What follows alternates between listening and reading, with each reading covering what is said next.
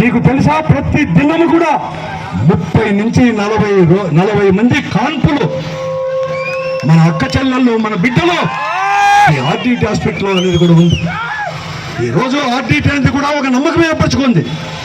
ఈరోజు ప్రతి ఒక్క దినానికి కూడా ఈరోజు కూడా 3000 మంది 2 హాస్పిటల్లో కూడా ఓపీ అనేది కూడా చూసుకుంటూ పోతున్నారు. అటువంటి మూసేసుకొని పోతా అంటే మనం మౌనం వహిస్తామా? 55 సంవత్సరాలు వారితో సేవ చేయించుకొని ఈ ప్రజలు, ముఖ్యంగా హరిజనులు, గిరిజనులు, బడుగు బలహీన వర్గాలను చేయించుకొని ఈరోజు చేస్తామా?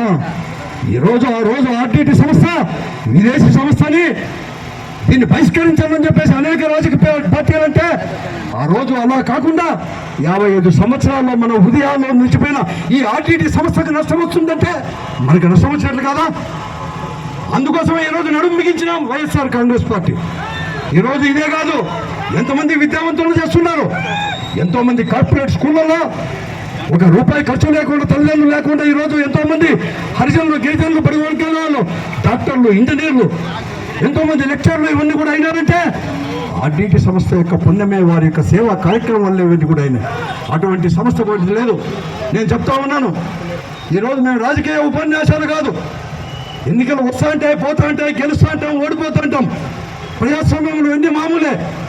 ఈరోజు మేము అధికారంలో ఉన్నా, అధికారంలో లేకపోయినా, ప్రజాప్రతినిధులుగా ఉన్నా, ప్రజాప్రతినిధులు లేకపోయినా, మేము ఏ కులం వారని కాదు, ఈ జిల్లానే మా కులం, ఈ జిల్లా పేద వర్గాలదే మా కులం, మా మతం.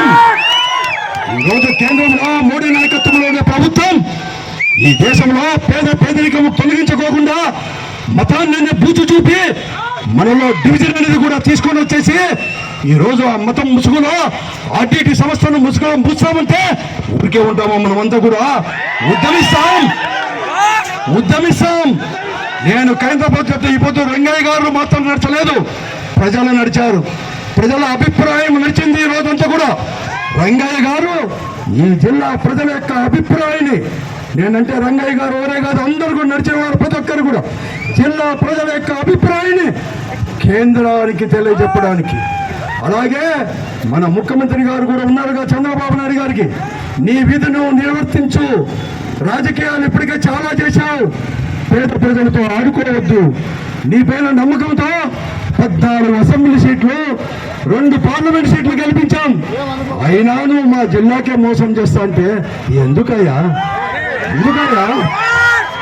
నువ్వు చెప్తే కేంద్ర ప్రభుత్వం వినదా? నువ్వు చెప్తే హోమ్ మినిస్టర్ వినడా?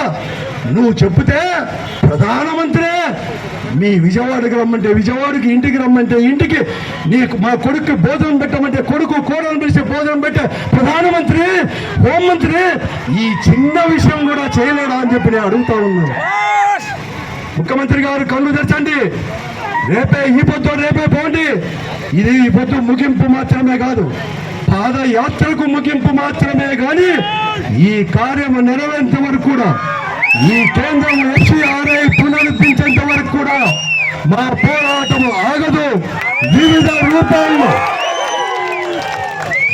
రూపాల్లో గాంధీ మహాత్ముడు చూపిన గాంధేయవాదమే శాంతి మార్గంలోనే మెడలు వంచి రాష్ట్రం కేంద్ర ప్రభుత్వం నుంచి FCRI పునరుద్ధరిస్తాం.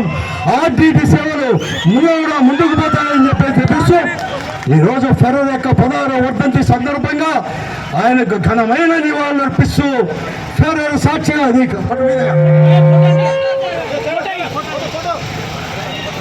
విగ్రహాన్ని దగ్గర మీరు పూలదంటే ఏపించవచ్చు, ఏపించలేకపోవచ్చు, కానీ సాక్షిగా చెప్తున్నాం మేమందరూ కూడా, నేనంటే నేను కాదు, మనందరూ కూడా ఇది పునరుద్ధరించేంత వరకు కూడా వివిధ రూపాల్లో కూడా శాంతియుతంగా కూడా కేంద్ర ప్రభుత్వం మెడలు వంచైనా FCRI తీసుకొని వస్తాం.